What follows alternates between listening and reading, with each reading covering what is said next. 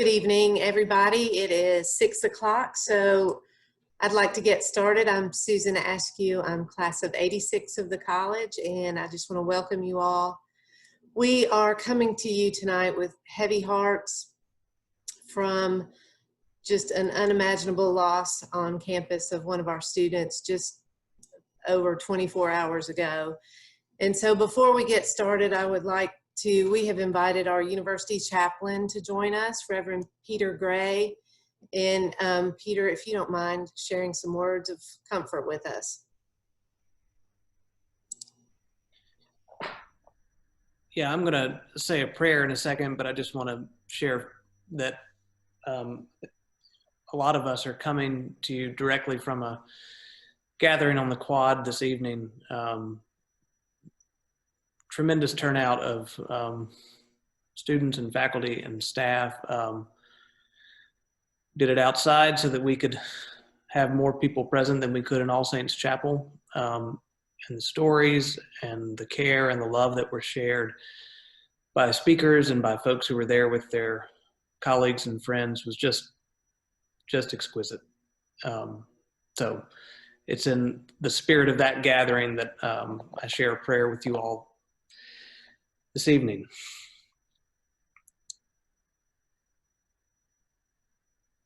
Gracious God, we come before you this day in pain and sorrow.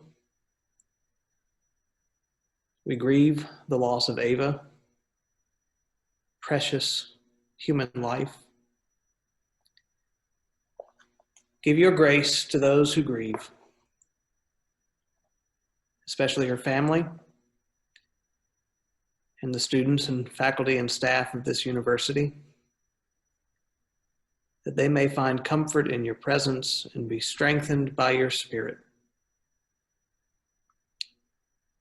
Be with this, your family, as we mourn,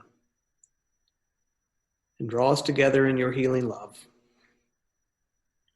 We ask it in the name of the God who is love. Amen. Thank you, Peter. Thank you for being here tonight and to start us off with that. And we are joined by several people, but before we get started, I wanted to just ask our Vice Chancellor to share a little background for some parents who may not have heard the news we're speaking of, and just talk about how our Sewanee family has come together. Thank you, Susan. And ladies and gentlemen, good evening, wherever we find you. This is a truly sad day on the mountain. As Susan mentioned, just a little over 24 hours ago, one of our students, Ava Hinkson, class of 23, a sophomore from Connecticut, and a member of the equestrian team, was on a routine trail ride, her last ride before preparing to head home this weekend. And my understanding is that, as her equestrian coach said, the horse went one way and she went another. And she was thrown, lost her balance, she was thrown and hit her head on a cattle post with massive blunt force trauma. Our emergency services responded rapidly. I received the word from our director of emergency services, Chip Shane, when they arrived on the scene, and he said, "Sir, it's bad." They transported her to the hospital.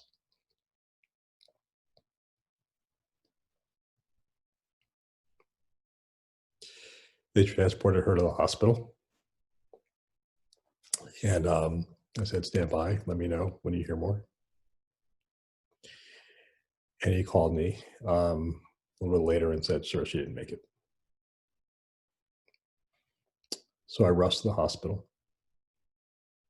I identified myself as the Vice Chancellor. And then a medical director allowed me in to see her body.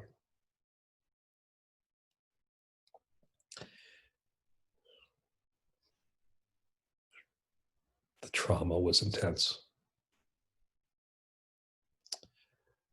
I said, "Oh, sweetheart, what happened to you?" prayed over her body. And then the medical director and I called her parents. We broke the news to them, that their daughter, their only child, Ava, had died. And her father, after absorbing the news, said, now it's time to send our angel to heaven. Our team responded as you would expect, marvelously. We met the rest of the equestrian team in the barn immediately after that. We broke the news to them. Myself, Chaplain Gray, Chaplain Harley, as well as one of our CAPS counselors. And we also made preparations to receive her family here. Parker Oliver, who's on the phone, met them at the airport this morning, brought them here to campus. They had a chance to spend time with their daughter. And we arranged, the students really, with the support of Lauren Goodpastor, arranged a beautiful, heartfelt candlelight vigil that we've just completed on the quad. It was both in person and also live streamed. There will be another service tomorrow at All Saints Chapel, where we will continue not only to uplift the life of this glorious woman, so full of love and life, but also sharing each other's grief. Some 48 hours before we start to send our students home.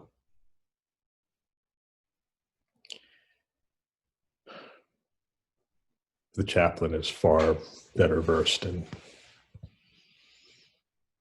than I in understanding the vagaries of life and why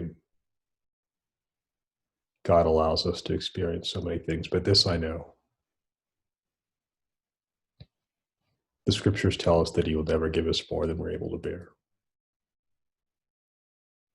because he's here with us.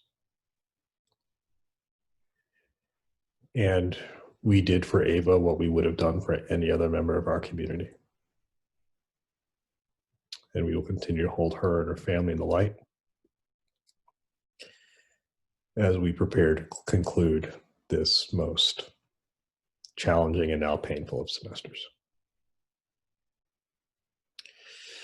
So I wish, frankly,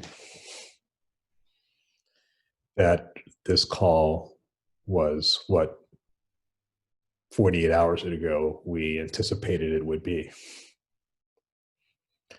which would be a celebration of our community coming through this incredible challenge, healthy, whole, intact, having faced down this pandemic of biblical proportions. And all of that is still very much the case, still very much true. In a few days' time, you'll receive your children back home to you, but they're having completed a semester in person that many other colleges have not done, and quite frankly, we weren't certain that we could do last spring, but we've done it. But you will also be receiving your children, no doubt, with heavy hearts and with questions. Why? The same questions that all of us continue to ask now. And as you do, know that we are all one family here, and we will hold each other, and we will get through this together. So thank you. And Susan, over to you. Thank you. Thank you. So so we wanted to go ahead and have this webinar tonight, just because we know that that there are some questions still out there, and also we just felt right being together with you all.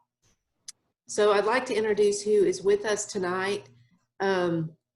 We have David Ships, who has many roles. For purposes of tonight, he is the Vice President for Risk Management. And then we have Nancy Berner, who is the Provost, and I like to call that as the Vice-Chancellor. And then we have Lauren Goodpaster, who is the Associate Dean for Campus Life. And so there have been a few questions that were submitted ahead of time. And if you have others, I would love for you all to use the Q&A feature below, and we will get to those as we progress. But I'm just going to kick it off with one for you, Lauren. So we are able to let students not fully move out of their dorms. They're allowed to leave their things in the dorms. So that's some good news since our last webinar. But we had a parent ask about the move out time. And if someone has signed up for 10 o'clock, does that mean they have to be out by 10, or and all their keys turned in? Can you just talk about the move out procedures for a second? Of course. Thank you, Susan. Yes, so we were very happy, and I felt a sigh of relief amongst students and parents when we were able to announce that not every belonging had to be moved out of their rooms. So that should hopefully ease some of the challenges of just the logistics of that. So students can move out, officially move out begins on Friday and does end at 10 a.m. So they should moved out, checked out by 10 a.m. If there are any exceptions need to be made, your students should reach out to the residential life email and or their area coordinator. Exceptions, a late flight perhaps on Sunday night, things like that, and I'm sure we can work with special circumstances. But it shouldn't take as long to actually move out because students do not have to take all of their belongings with them. It is a contactless move out, meaning they don't have to bring in a proctor or an area coordinator to check out their room, to log into their housing portal and see what they need to do to check off. Have they unplugged everything? If they have a fridge or freezer, have they defrosted that? Do they have all of their valuables with them? Do they have things that they need? Should we not be able to come back right away at the beginning of the semester? So those things will be there for the students to check off. And then there is a drop box in every residential hall for them to put their key in. And there's also a drop box in the Bishop's Common in our office. And they can drop that off, and then they will check out electronically and be good to go. So they actually do not have to wait for a proctor to come and check them out or anything like that. The reason that the 10 a.m. deadline was set for Sunday is because our proctors, who are students of course, do have to come on the back end and just double check the rooms to make sure things are unplugged and things like that. So we want to respect their time and their travels. So that's why the 10 a.m. deadline was set for Sunday. A question I know that some folks have asked is, can a parent still come? Yes, we did not change that. So if one parent, family member, support person, friend would like to or needs to come to help with this process, please feel free to come and help your student. We do ask though that it's one person just because of COVID and the safety precautions. I do see a question, where did it go, about the townhomes. So this will affect very, very few of you all on the call. One set of our townhomes, those students have been asked to move out, and we have set up help for them and storage for them. And the reason for that is we have about 30 students, most of them international students, that are not able to make it home. There are not flights because of COVID. They're not able to go home. And rather than those students being scattered all about campus for 2 months, where they might be the only person living in one building, the safest thing, the best thing for their mental health is for them to be able to live closer together over the break. And the townhomes provide a wonderful atmosphere because they have full kitchens, so they can be together in community over the 2-month break, and be able to cook together and spend time together. So we realize that's not ideal for the students in the townhomes, but for the most part, those students have been just so incredibly gracious and understanding, and we're grateful for that. Thanks. Before we move on, there's a few more questions. It's 10 a.m. Saturday, is that correct? Sunday. And then if a student needs a ride to the shuttle in Mont Eagle or to the airport, what options are there for that? To get to, and I hope you all can hear me. I just got a message that my internet is not stable. To get to the airport, there is the Groom shuttle. To get to the smokehouse, we have not had any requests. So we have not coordinated a large shuttle. However, if there is a student or two that needs to get to the smokehouse, the Dean of Students office can help arrange for those circumstances. I think right now we've had 1 or 2 requests, so we've been able to just manage that without having to reserve a large shuttle. So if you all know of a student that is not able to get to the smokehouse, that's where the Groom shuttle picks up. Feel free to reach out to me and we can help that student. Great, thank you. We've had some questions about the testing, David, and we wrapped up our successful testing program on last Friday, and then this week we were offering optional tests for students before they leave for the break. And so can you talk about the decision behind that, like why did we quit testing the week ahead, 1 week ago, and will we be able to see the results of the optional tests? Thank you, Susan. Good evening, everybody. We did formally finish required testing last Friday, which was, if you recall from previous discussions, our surveillance testing had a student-first strategy, which was specific to ensuring that we had as much visibility as possible with regard to the presence of the disease on campus so that we could stay open. The recourse for not testing was to be sent home. And so during the last week of class, there really is no ability to have that recourse as students are in the process of departing. Some students have already departed. And so we made available our testing to those who wanted to test, also made parents and others aware of the fact that this was going to happen on Tuesday and Wednesday. And we have over 500 students that are testing optionally. And that gives us enough time to ensure 2 things. One is it allows us to provide results to those who need them in order to fly. There are certain states that are already requiring that. It also allows us to get results back in a timely manner so that as much visibility as possible is known just before everyone leaves campus. And so all of the programs related to quarantine and isolating and notifying and test results remain the same for this week's tests.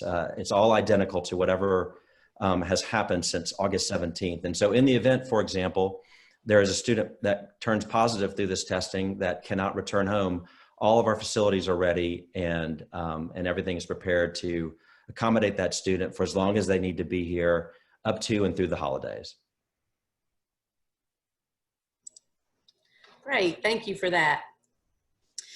Nancy, thank you for joining us tonight. I think tonight or tomorrow maybe is registration reopens for students. And do you mind to just talk about the logistics behind that? And I think some questions came from first-year parents about maybe the availability of courses that their student might need, and the advising that they get from their advisors.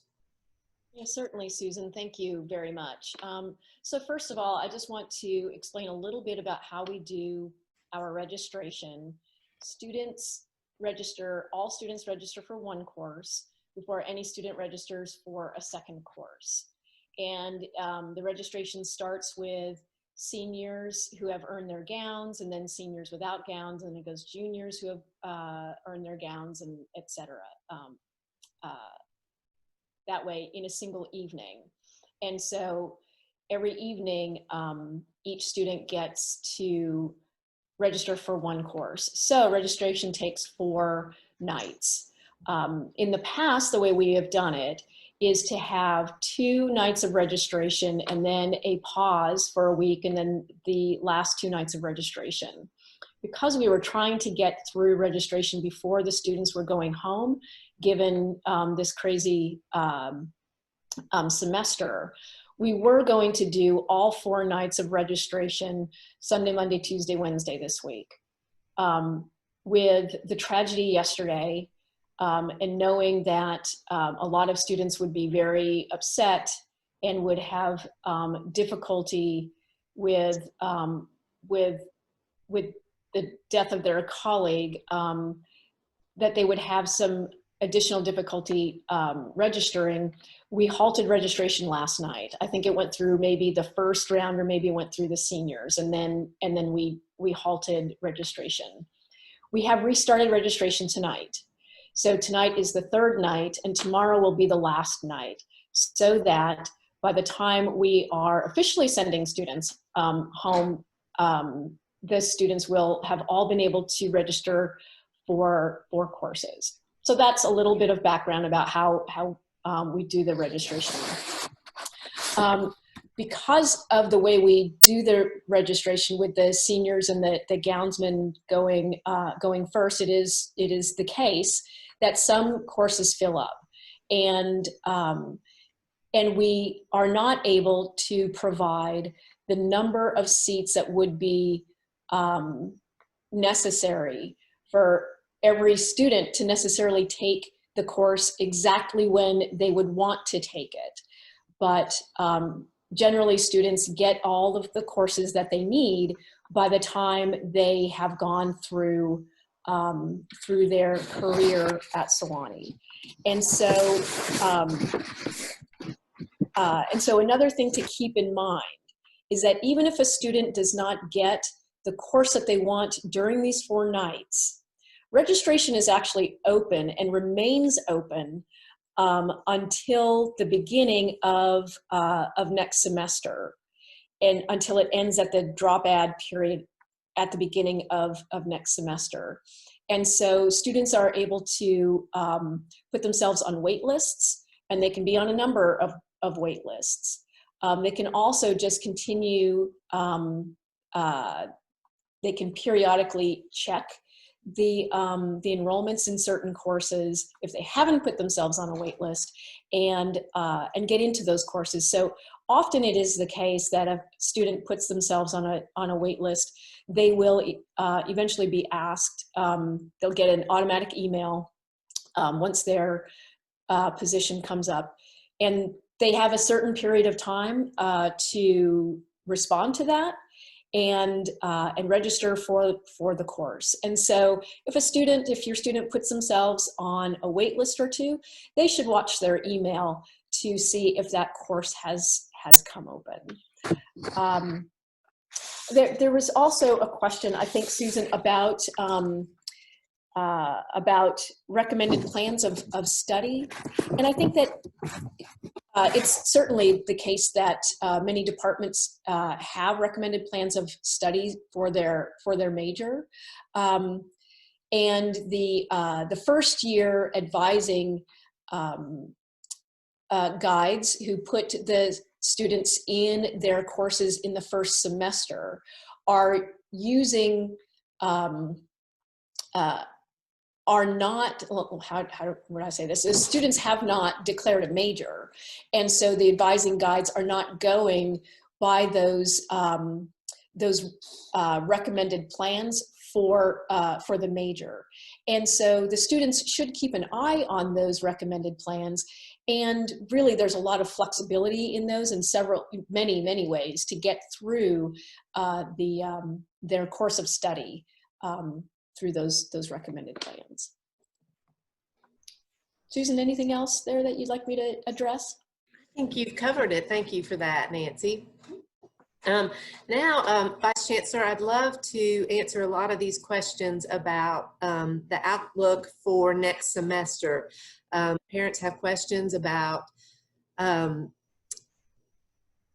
would you change your mind at any point that we might not be in person?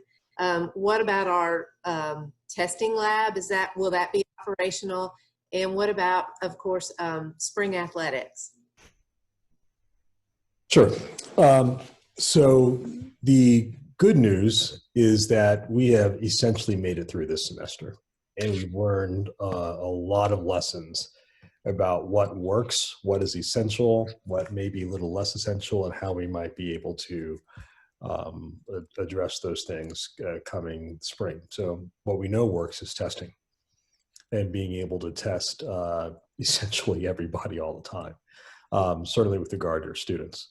Our testing regime with the relationship with how the Baylor Labs was first in class. As a result of that, and also as a result of, frankly, just the economics of it, it was a no-brainer for us to build our own lab here at Sewanee.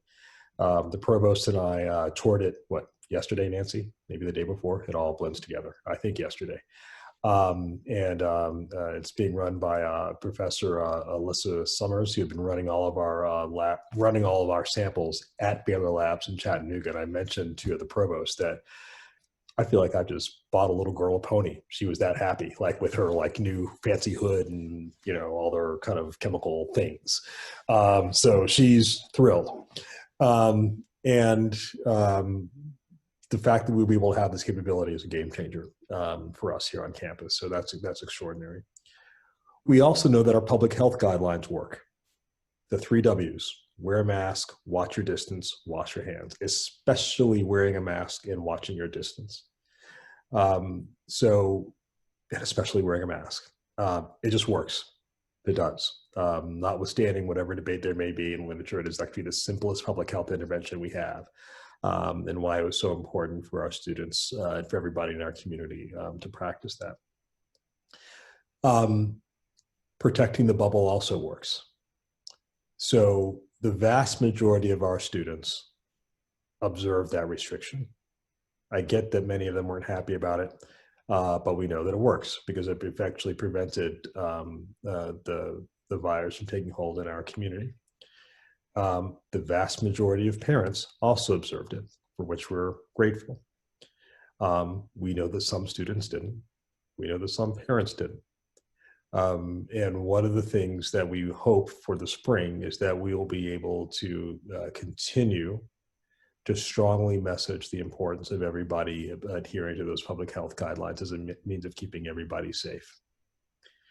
I think David will talk about this in a minute, but our numbers have been extraordinary. I mean, we had exactly 25 positive coronavirus cases, maybe 26, less than 30, right?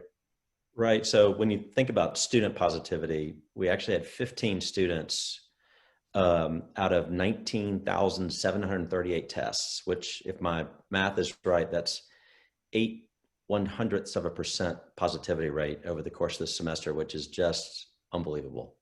It's extraordinary, right? I mean, absolutely extraordinary. Nobody would have given you odds in Vegas in July of this year that would have been possible. It's unbelievable.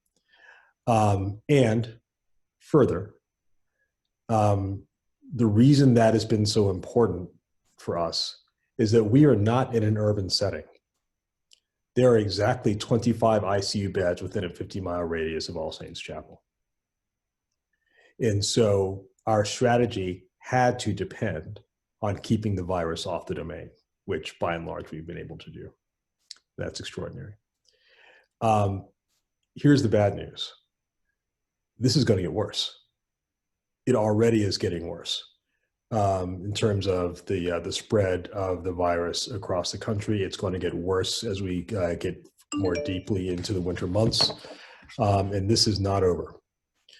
And so what I would tell you is that if everything in February 1st through the end of the semester looks more or less as it does right now, we'll be good to go because we know how to manage this. What I don't know is how much worse the pandemic is going to get and what, if any, additional public health restrictions will be put into place as the pandemic gets worse and as the nature of our political leadership, both at the national level and in some state and municipality levels, changes. And so the first question will be, what, if anything, is going to be required of us differently by our municipal and state authorities, or even our federal authorities? Because whatever they say, we'll have to comply with. If it is more or less where we are right now, then what we'll do is we'll invite everybody back on time. We will test everybody as soon as they get here. We'll have the results back even faster because we have our own lab here. And we will reestablish the bubble. The good news is the students have been through this before. They know the drill. And they will have been tired of being, I'm sure they love you, but they'll be tired of being at home for 2 months by that point. So they'll be motivated to come back and reestablish things. And hopefully, touch wood, let me put it this way, we are doing everything that is within our power and that we now have witnessed works in order to set this right again. The other crucial factor is the difference in the weather. So as we started the semester, we were able to take advantage of the warmer weather for outdoor classes and outdoor activities, really pretty much, essentially up until now. But the weather really only started to turn me about 2 weeks ago. It's going to be exactly the opposite when we get back. Will be the first week of February. It's going to be cold. That will have implications for what kinds of outdoor spaces we can use for classrooms and for gatherings and those sorts of things. And that will last probably for halfway through the semester, I would imagine, through at least the end of March. It'll get warmer, but it won't be like September. And so that will require some adjustment. But the good news is, as I say, is we have the tools to be able to address it, presuming that there's not substantial changes. There aren't substantial changes with regard to municipal directions. Great, and you can't get away without answering the question about the possibility of athletic competition. Here's what I know. What I know is that our teams at a minimum will be able to practice together, will be able to scrimmage together as they have this past fall, because we've all been able to be here and we've all been inside the bubble. What I do not yet know is whether intercollegiate competition will be possible. Obviously, the big factor is whether or not our conference votes, the presidents of our conference vote to have intercollegiate competition.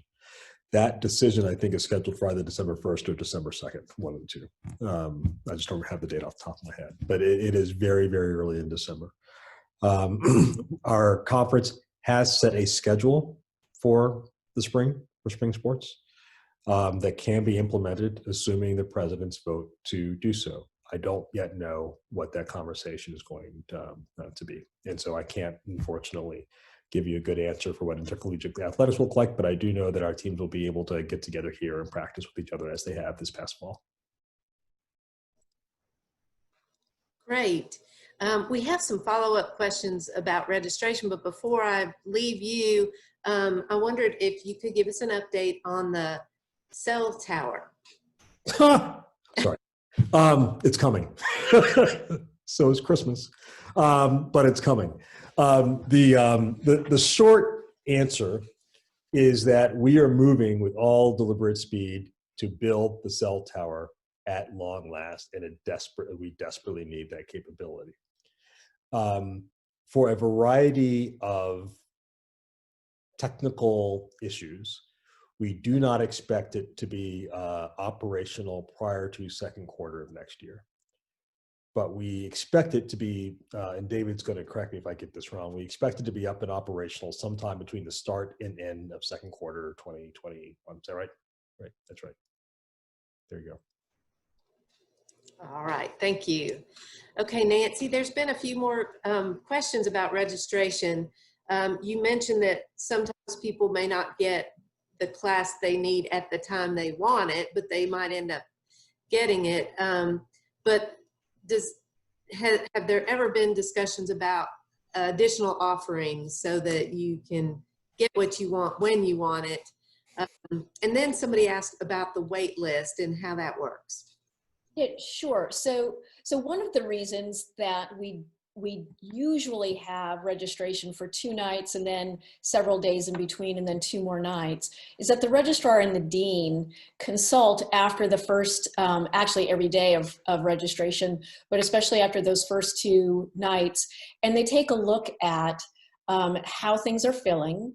They look at what the wait lists look like, and they determine if they need to add sections in certain areas. And we do add sections in certain areas as registration goes along. And so, for instance, we've added 3 sections in the English department this morning or yesterday. And the way that works is we know who's going to be teaching, and that they're going to be teaching, you know, they might know 1 or 2 of the courses they're going to teach, but we hold them back from determining what that 3rd course is going to be until we start to see what some of the demand is. And then those courses are put forward into the schedule. That also allows some students later in the registration to have some fresh courses that they can fill up. The way the wait lists work. So your student should always register for a course in every time period for registration. And so they should absolutely do that and get 4 courses. But in the course of doing that, there will be an option as they go in and they put in the course number. That course comes up and they try to register for it.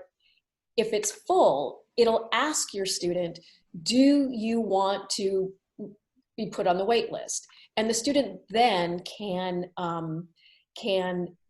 select, you know, yes or no. If they select yes, it'll tell them how many people are in front of them on the wait list, and it'll give them a few instructions. So it will give them instructions similar to what I mentioned to you, that if their time comes up on the wait list starts, you know, with number 1 and goes on through, and each student would have, I think it's 24 hours to, once they've gotten that email, to go in and back into Banner and register for that course. Now, the way they would do that is through their regular registration with their regular PIN number and all of that, but they would drop 1 course and add that course both at the same time. You don't want them to drop one and then miss their ad. So you have to be, you know, you want them to be a little bit careful, but that's how they do it. If they don't respond to that email, or not, they don't respond to the email, but if they don't go in and take advantage of the open slot, then they are moved off the wait list and that opportunity goes to the next student in line. So, the students can put themselves on as many wait lists as they want to put themselves on. So I think that covers a little bit of wait list stuff. If anything else comes up, Susan, let me know. Great, thank you. That was a great description. David, there have been a couple questions.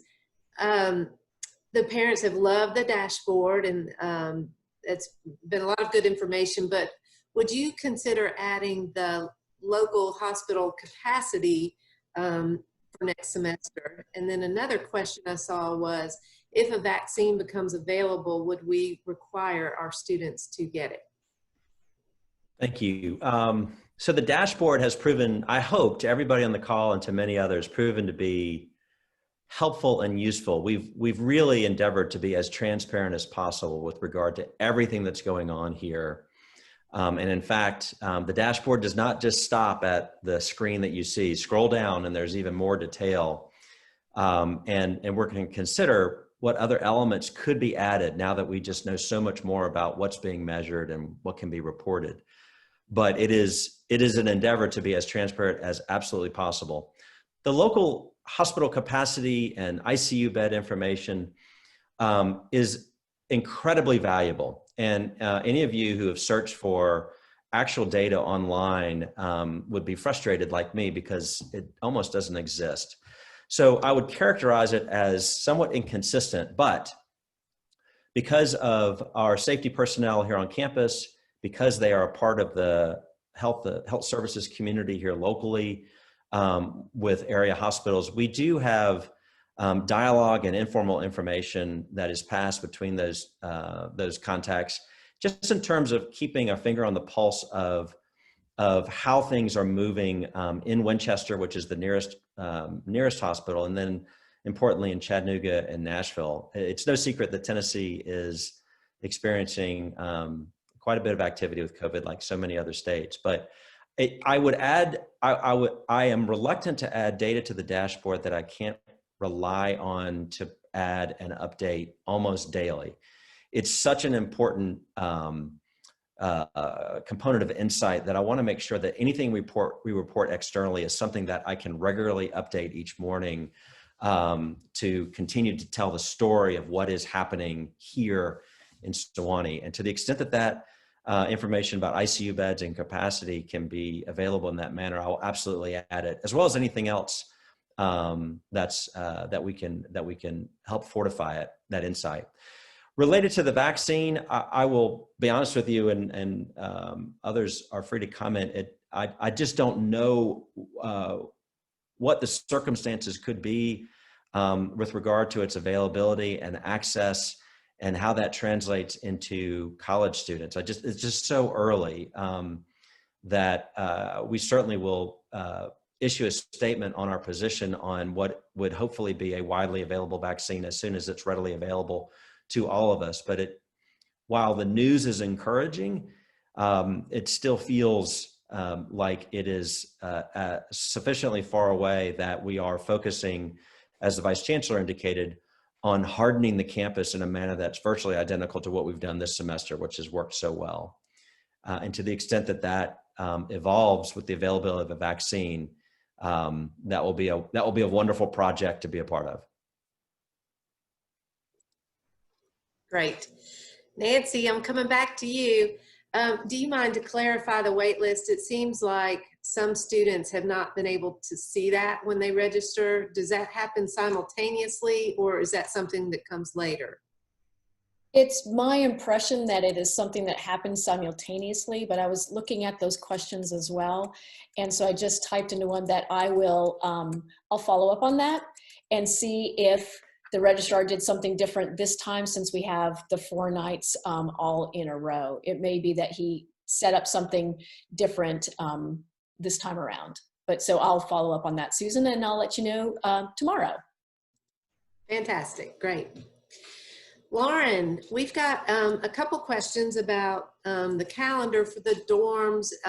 And so I hope you are familiar with that schedule, but some of them are wondering, when will they know? Will it be a scattered move-in? Also, if you are a senior, that your comp schedule is around that time, generally students come back a little bit early for comps, especially to access some things here that will help them study. So do you know if any plans have been made about either one of those? Yeah, so right now nothing has been set in stone confirmed, and David helped me out here. I think January 25th through the 31st are the move-in dates that we have now. We haven't confirmed times yet, but we have taken into account those seniors who need to comp. There's also, I know, a course for our firefighters and a few other special circumstances that would allow those students to have the first move-in slots, so that they could have those 5 or 6 days here on campus before classes begin. I know the Office of Residential Life is working on the final schedule for times and testing times, but those are the dates right now that we have. Great. David, And, I'll just add to Lauren's comments. There will be, and I apologize if you said this, Lauren. There'll be all the detail you need that's going to be sent from the Dean of Students office with regard to the onboarding process for the return to the semester. We'll have a similar onboarding process where before moving into dorms, students will be tested and await results. With our own lab here, as I described last time we were together, it's going to be a much more expedited process. And so I think we can all look forward to a smooth onboarding, but it'll be important for everybody to come on the day that they're designated. We are making accommodations for timing and scheduling with regard to seniors that need to come, and then some special training that's happening in January. But the vast majority of students are going to arrive on sort of that 5-day period before classes begin on Monday, February 1st. great. And Lauren, one more. You do such a wonderful job of answering these residential life questions, even though I know it's not exactly your area, but are people able to leave their bikes here over the break? They are able to leave their bikes. Most students leave them locked on a bike rack. I think I did see the question about bringing their bike into their room. I do not know the answer to that, but I think that is an excellent question. And Susan, if it's okay with you, let me follow up on that, and I will follow up with an email to you to share with the parents. Let me actually, if I may, just take a moment to address the move out issue, broadly speaking. So as you well know, our original position was that everybody had to move out at the end of the semester because one, we were confident that we were going to be able to return, but we weren't certain that either as corporately, all of us, or individually, depending on any individual's health status, that they would be able to return. And so what we wanted to avoid was a situation like this past spring when we had to evacuate the mountain urgently. And we spent a lot of money and a lot of staff time, as was appropriate, to send people their things back home. With our testing capability and having made it successfully through the semester and hearing the concerns from all of you, from the vast majority of you, so far as I could tell, and students, we pivoted and said, okay, we will let students leave their things in the dorms, and we will provide all reasonable level of security to the dorms to ensure things are as safe as much as we can, which is considerable, you will. Having said that, it's important to recognize, as I said, we are anticipating that we will be back ready to go on February 1st. We are doing everything in our power to make sure that happens. It is still possible that your student individually, God forbid, may contract the virus and have to go back home, or may not be able to leave. Or quite frankly, my big worry is not whether or not we can manage a hard bubble. We've learned that we can do this. My worry is we simply just don't know with, as we enter this third dangerous phase of the pandemic, and we have a new political leadership in Washington.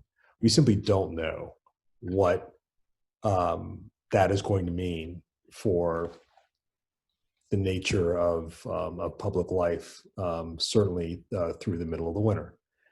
And so I strongly encourage your student, if there's anything they absolutely need or that is very valuable, they should really take it home with them. Whether it's books or certainly their laptop or whatever else.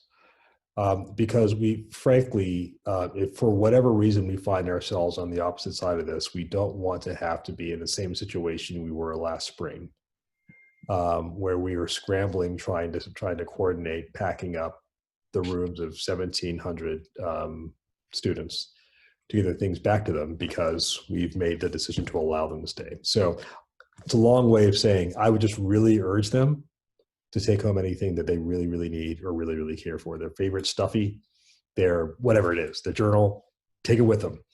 So making sure they have it. Thanks. Thank you. And while we're talking about move out, I want to talk about moving back, and some students don't. They study remotely. And so a parent's asking a question about, will that still be an option next semester? And while we had more than 80% of our students on campus, what did we learn from the students who studied remotely? Yeah, sure. So it will be an option to study remotely next semester. So we have made the effort, the faculty have made the effort to make sure that any student can take any course, you know, depending on prerequisites and all of that. But regardless of whether the student is studying remotely or on campus. And we have surveyed the students who were studying remotely, 100% remotely, and did not come to campus. And so they actually had a pretty good experience with their classes for the most part, but we are still going through those data and making sure that we you know, take their comments into account as we move forward into next semester. Great. And real quickly before, while we still have you, there's a question about comps, and it must be about ones that comp early, but is there an option to comp virtually? So, right. So I think that would depend upon the department, and the student would really need to get in touch with their department chair to find out what kind of accommodation the departments are making along those lines. Seems to me that that they would need to make those accommodations in some way or another for those students who are not comfortable coming back to the mountain at all. But that they should be able to work that out through their department. But otherwise, let us know if there are any problems. Okay, I think this one is for the Vice Chancellor, but you mentioned the meeting with all the presidents about the decision about athletics. And that would mean people coming to campus, coming to our bubble. What if the presidents vote one way? Just how does that reconcile with our bubble? Sure. Well, let me say this. I understand from the perspective of a student athlete, they want to play and their eligibility is precious. And I can also understand why that would be, for many, their principal focus. As Vice Chancellor, my #1 job is to ensure that everybody is safe. And we have done a masterful job in keeping this virus off campus, which is not simply a nice to have, as you've heard me explain, heard David Chips explain. It is absolutely essential given the rural nature of our campus and how far we are from advanced medical care here. And so I will tell you that the vote that I cast with my fellow SAA presidents will be determined first and foremost with regard to whether or not we are able to have intercollegiate athletics safely. The one thing that we know works is testing. And even with testing, we've seen, for example, the NFL and NBA and Major League Baseball still, who have all the money in the world, certainly more than we do, have still seen the virus take hold among certain teams. And that's true for a variety of reasons. I mean, one is simply the close contact nature of many sports. This is an airborne disease, it's aerosolized. And it's one thing to say that we're going to play golf or singles tennis, maybe, or maybe an equestrian event. Football is a different ballgame. So is basketball, even baseball, witness Major League Baseball. And so I would want to know whether or not our peer schools are able to ensure the level of testing available amongst their athletes that we'll be able to do amongst ours. I'd also have very serious concerns about travel. There appear to be studies that suggest that air travel is actually pretty, reasonably safe if everybody's masked because of the circulation of the air. Whereas, extended rides in buses that don't have that level of ventilation may be problematic. Especially true if we're talking about competing against teams that are coming from very high COVID areas. None of which is to say that this can't be done. But this is not entirely in our bailiwick. So to the question, well, fine, why can't you just test, athletes when they come to our campus and test our athletes when they come back to our campus, having traveled elsewhere? That might be an option. But I have to be, plausibly convinced that works. So let me tell you, one of the things that we do. So we have a kitchen cabinet that is comprised of Dr. Paul Irwin, who is the dean of the School of Public Health at the University of Alabama, Birmingham, and also Dr. Walter Merrill, who is the chief of staff of Vanderbilt Medical Center. Both are Sewanee grads. And we have consulted with them at multiple points over the course of the semester to say, look, this is what we're thinking. What about this? What's your view on this? What do you think the data looks on this? And we will do the same with them with regard to athletics, and ask them what's their view. If assuming the conference votes that we can have intercollegiate athletics, what would we do? If they vote that we can't have intercollegiate athletics, but we decide that we're going to have one-off competitions, I have to be convinced that we can do so safely. And so we will consult experts beyond ourselves here on the mountain to see if that's something that's possible. But I don't know the answer to that yet, but we'll continue to have those conversations. Great, thank you. I'm watching the clock, but this year with our students leaving in just a few days, Sewanee does a lot of events well, and there are maybe no events better than Lessons and Carols, our traditional Lessons and Carols service that involves students and just really brings the community together.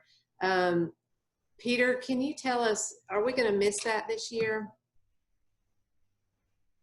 Well, we will miss gathering in person, but we have been working as a chapel staff as well as folks from all over the university to put together a digital offering of Lessons and Carols. We just wrapped filming of it last Thursday. I've seen an early piece of some of the choir offerings, and it's just exquisite. It'll be about 35 minutes long when it's complete, so that's a good bit shorter than regular Lessons and Carols. It will be released publicly on Sunday, December the 6th. I'm getting that right, Susan? But in advance of that, the Sewanee Club is going to have a couple of special screenings that I will be present for, as well as Dr. Jeffrey Ward, who is our university choir master and organist. And Scoop here, he's kind of the star of the show, I think. He's so animated and so wonderful, and the choir working in their ensembles has been so exquisite. So we will do 2 special screenings in advance of the public release on Saturday and Sunday of Lessons and Carols weekend. That weekend is when we would be having Lessons and Carols if it were not in the middle of a pandemic. And so, Susan, I trust that you've got information going out to folks as to where they can find information about registration and the link as well. That's right. Thank you, Peter. Yeah, so it's available for anyone to watch on that Sunday, but we'll have a special VIP option for you all the day before, where we'll hear from Peter and the choir master, Jeffrey Ward. So we'll let you know about that. I think we're going to wrap up here, and I wanted to see if you would like to have any closing remarks, Vice-Chancellor Brigety. I would, and I would just say, let me just thank all of you for your patience and support as we've navigated this most challenging of semesters. I'm certain that there have been bumps along the way. I'm certain that we've learned things as we've gone. But we have all approached this with first and foremost in mind, keeping everybody in the community safe, as well as a spirit of goodwill and often spirit of good humor. And we're very much grateful for your membership of the Sewanee community, and we look forward to having your students back with us this spring. Thank you very much. Happy holidays. Merry Christmas. God bless. Thank you. And I want to thank all of our panelists here. They just really care about answering your questions, and I appreciate you spending time with us tonight. And to all you families who are on this call, just you cannot wait to hug your student. And I'd love to see some action shots and pictures and maybe post them on the Sewanee Facebook page, but I know you guys are just going to have the best holiday season. So thank you all. We've got a couple things we'll follow up with that we weren't able to answer tonight, but thank you all for being here. See you soon. Bye. Thank you.